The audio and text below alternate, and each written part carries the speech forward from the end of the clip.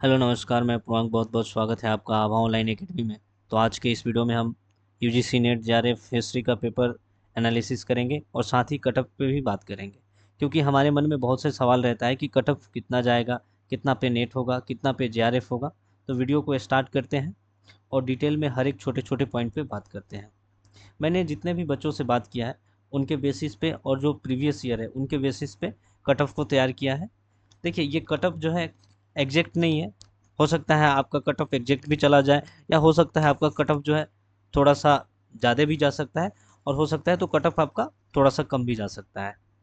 क्योंकि देखिए, ये आप एग्जैक्ट नहीं बता सकते, क्योंकि बहुत से बच्चे हैं जिनका पेपर अच्छा जाता है। जैसे हम बात करते हैं कि हाँ, पेपर बहुत टफ हो गया, तो टफ में हम क्या एज्यूम करते हैं, जब टफ है तो आप देखेंगे कि आपका जो कट ऑफ है वो जनरली लो रहता है। लेकिन कभी कभी ऐसा नहीं होता है। अगर पेपर टफ है तो वो आपको और हमें लगता है, लेकिन कुछ ऐसे बच्चे हैं जिनकी तैयारी जो है, प्रिपरेशन जो है बहुत अच्छी रहती है, तो वो जो है अच्छे मार्क्स गेन करते हैं। और देखते हैं जिस साल का जो पेपर है टफ रहता है, उसके बावजूद भी आपका जो कट ऑफ है वो काफ़ी हाई जाता है। किसी किसी साल अगर पेपर सबके लिए टफ है तो जाके आपका जो कट ऑफ है वो कम रहता है।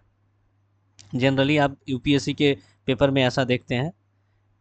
उसके अलावा आप कुछ ऐसे स्टेट पीसीएस है वहाँ पे ऐसा देखते हैं। लेकिन बहुत जगह पे ऐसा नहीं होता है कि हाँ, आपका अगर पेपर जो है आपको टफ लग रहा है तो बाकी बच्चों को भी टफ लगे। अगर इस बार के पेपर की बात करें तो मैंने जितने भी बच्चों से बात किए हैं उन्होंने ये बताया कि प्रीवियस ईयर का जो क्वेश्चन था उससे रिलेटेड बहुत से सवाल जो है ना थे, यानी रिपीटेड क्वेश्चन थे। इस साल जो है आप देखेंगे मैच द फॉलोइंग, बहुत से सवाल आए थे मैच ऑफ द फॉलोइंग से। लगभग 18 से 20 जो सवाल है मैच ऑफ द फॉलोइंग से था। और वन लाइनर क्वेश्चन इस साल ज़्यादा देखने को मिला है। अगर ओवरऑल मैं पेपर की बात करूं तो मैं जब से प्रीवियस ईयर देख रहा हूं तब से ये पहला ऐसा साल है कि यूजीसी नेट का जो है ना एनटीए ने हिस्ट्री का पेपर जो है इतना इजी बनाया था। इजी टू मॉडरेट था। पेपर सेकंड, मैं हिस्ट्री की बात कर रहा हूँ, पेपर फर्स्ट की नहीं। पेपर फर्स्ट तो बहुत से बच्चों ने ये बताया कि मॉडरेट टू हाई था, क्योंकि वहाँ पे डीआई था। फिर आप देखेंगे वहाँ पे अलग अलग जो सेक्शन है वहाँ से सवाल आते हैं, तो बच्चे को वो काफ़ी टफ लगा। तो पेपर फर्स्ट की अगर बात करें, पेपर फर्स्ट जो है वो मॉडरेट टू हाई था। लेकिन वहीं पेपर सेकंड की बात करें, जो आपका कोर सब्जेक्ट है हिस्ट्री, उसके बारे में बच्चों ने ये बताया कि ये काफ़ी ईजी था। कुछ ऐसे सवाल थे, एक आध तो अगर हाई जाता है, अगर हार्ड रहता है तो उसको कंसीडर नहीं कर सकते कि हाँ पेपर मॉडरेट टू हाई था। लेकिन पेपर की जो आपकी प्रकृति है वो इजी टू मॉडरेट था। अब देखिए, इजी टू मॉडरेट होने में एक और क्या होता है ना प्रॉब्लम, कि जैसे कोई सवाल होता है, बच्चों ने देखा और सड़क से उसका जो है ना, अरे इसका तो ये सवाल होगा, क्वेश्चन वो ढंग से नहीं पढ़ते हैं। उन्हें लगता है ये तो बहुत ही ईजी है, और क्या करते हैं ना, गलत जो है ऑप्शन को टिक देते हैं, क्योंकि उन्हें लगता है कि हाँ इसका यही जवाब होगा। वो ढंग से नहीं देखते हैं, उनको आते हुए भी वो उसको गलत करके आते हैं। तो इजी में ये भी दिक्कत होता है। तो आप देख सकते हैं, आपने बहुत जगह पे इसका एनालिसिस भी देखा होगा जिस दिन पेपर हुआ उस दिन, कि बहुत ऐसे सवाल थे जो कि यूं हो जाने वाले थे, जिनका जो है ना आप जिनको सोल्व करने के लिए आपको बहुत ज़्यादा डीपली पढ़ने की ज़रूरत भी नहीं थी। जिन बच्चों ने पीवाईक्यू लगा रखा था, जिन बच्चों ने थोड़ा डीप पढ़ाई की थी, उनके लिए जो है ना बहुत ही इजी पेपर था। और मैक्सिमम बच्चों का ही है कि हाँ इस बार पेपर जो है इजी था। और आप देखेंगे जब 6%, वो रिजल्ट 6% का ही देते हैं। अब तो आपका साल में 2 पेपर होंगे, तो 6% ही रहने वाला है। ये जो है इसमें कोई ज़्यादा या कम होने की संभावना नहीं है। तो आप देखेंगे कि यहाँ पे आपका कट ऑफ जो है हाई जा सकता है, क्योंकि अगर ये आंकड़ा 6% का आगे नहीं बढ़ता है तो फिर क्या होगा, आपका जो कट ऑफ तैयार होगा वो हाई जाने वाला है।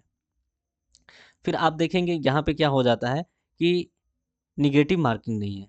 तो निगेटिव मार्किंग नहीं है तो बच्चे जो है एक भी सवाल नहीं छोड़ते हैं, बच्चे उसको पूरा का पूरा करने की कोशिश करते हैं, टोटल अटेम्प्ट करने की कोशिश करते हैं। एक आध का तुक्का भी लग जाता है, तो ऐसे बहुत बच्चे नहीं होते हैं।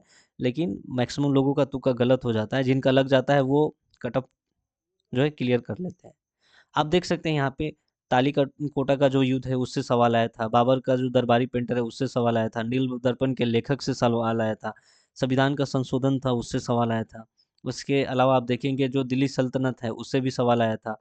दो पैसेज थे जिसमें एक जो मराठा पानीपत युद्ध था उससे रिलेटेड था, और एक 1857 की जो क्रांति है उससे रिलेटेड था। देखिए एग्जैक्ट हमारे पास ऑप्शन या सवाल पूरा नहीं है, लेकिन बच्चों ने बताया कि हाँ इससे रिलेटेड ये सवाल आया हुआ था। फिर आप देखेंगे बंदा बहादुर से भी रिलेटेड सवाल था। फिर उसके बाद जो हायर मनसब है मुगल काल में उससे रिलेटेड था। फिर उसके बाद जो मौर्य एडमिनिस्ट्रेशन है उससे सवाल था। आर्य समाज से भी सवाल था। फिर आप देखेंगे जो चार्टर्ड एक्ट है उससे भी सवाल आया हुआ था। और फिर जो अलवार नैनवार है उनसे भी सवाल आया हुआ था।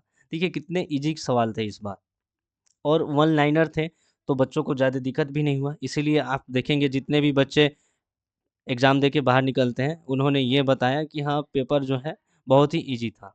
तो इसलिए आप ओवरऑल पेपर को इजी टू मॉडरेट ही रख सकते हैं। फिर आप देखेंगे चार्टर एक्ट से भी सवाल था। फिर उसके बाद आप देखेंगे गवर्नमेंट ऑफ इंडिया एक्ट से भी था जो 1919 और 1935 ऐसा ही कुछ था। एग्जैक्ट मुझे बच्चों ने सवाल नहीं बताया, लेकिन बताया गवर्नमेंट ऑफ इंडिया एक्ट से था, वर्णाश्रम से था, जहांगीर के पेंटर से भी था, बुद्ध का जो पाली लैंग्वेज था उससे भी सवाल था, काकोरी कांड से भी था, रिपन का जो स्टेटमेंट है उससे भी सवाल था।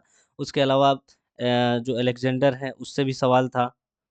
आप देखेंगे उन्होंने हिस्ट्री का जो सेक्शन है ओवरऑल सब सेक्शन को इन्होंने कवर किया, चाहे वो एंसेंट हो, मिडिवल हो, मॉडर्न हो, वर्ल्ड हिस्ट्री हो, सबको इन्होंने इस एग्ज़ाम में कवर किया है इस बार।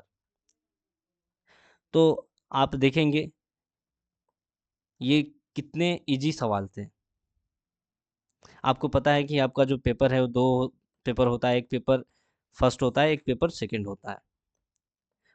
क्योंकि अगर जिन बच्चों ने भी, जिनका पेपर फर्स्ट भी अच्छा गया है, जिनका पेपर सेकंड भी अच्छा गया है, उन्होंने अगर अच्छा स्कोर किया है, अगर पेपर सेकंड में उनका 65 प्लस है और पेपर फर्स्ट में अगर उन्होंने 35 भी क्वेश्चन सही किया है, तो वो सेफ जोन में है। बाकी आप जितना स्कोर करते हैं वो तो आपके लिए और अच्छा रहता है, बेहतर रहता है।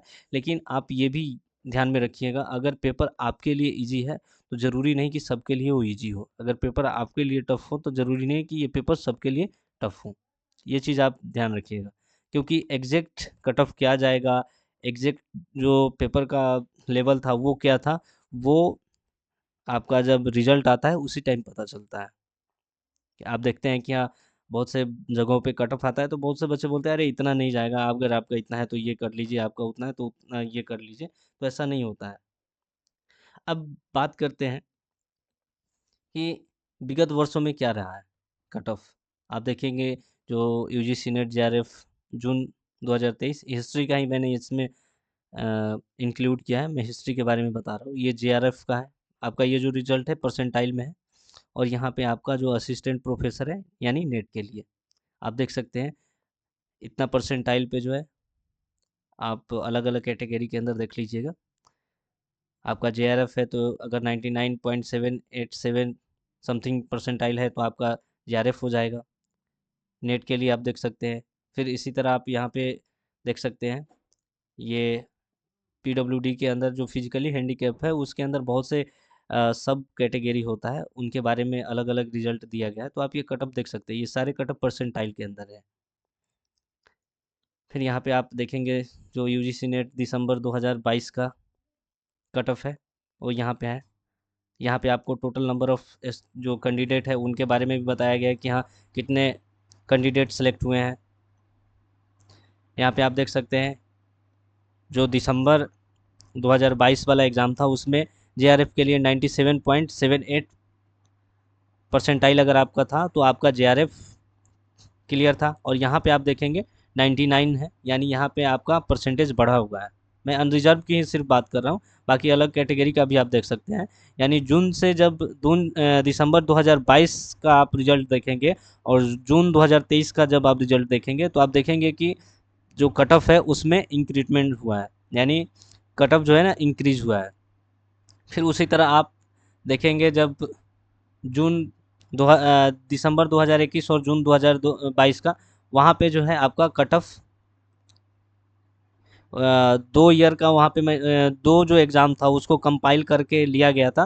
तो वहाँ पे आपका कट ऑफ थोड़ा ज़्यादा गया था, लेकिन अगले साल ही जब सिंगल हुआ, यानी जैसे उसको डबल करके नहीं लिया गया एग्ज़ाम, यानी दिसंबर और जून को कंबाइन नहीं किया गया, तो यहाँ पे आपका जो कट ऑफ है वो सीधा कम हो गया। लेकिन जैसे ही दिसंबर 2022 से जून 2023 का एग्ज़ाम होता है, तो वहाँ पे आपका कट ऑफ हाई चला जाता है।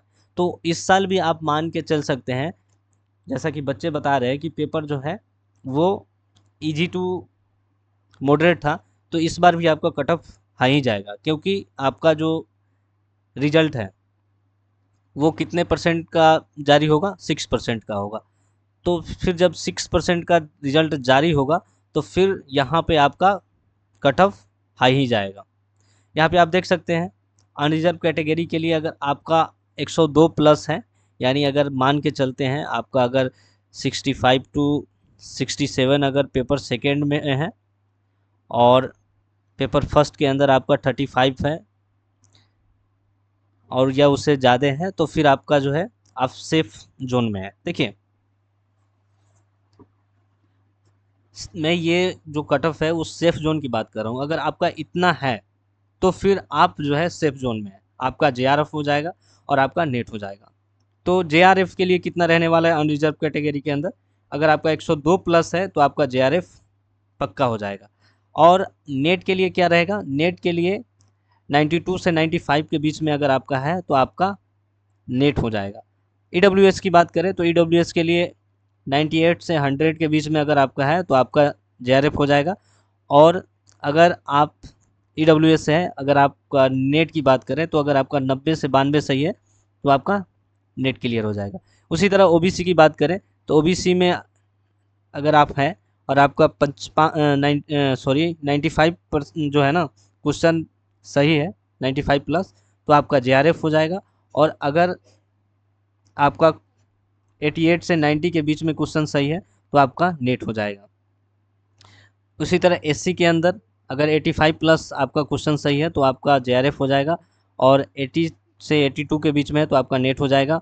उसी तरह एसटी के बीच में अगर 82 से 85 के बीच में है तो आपका जेआरएफ हो जाएगा, और अगर 78 से 80 के बीच में है तो आपका नेट हो जाएगा। उसी तरह जो फिजिकली हैंडीकैप है इसके अंदर बहुत से सब कैटेगरी भी आता है, तो उसके हिसाब से देख लीजिएगा। मैं ओवरऑल बता रहा हूँ, 75 से 78 के बीच में अगर आपका मार्क्स है तो आपका जेआरएफ हो जाएगा। अगर आप 70 से 72 के बीच में मार्क्स लाए हैं तो आपका नेट हो जाएगा।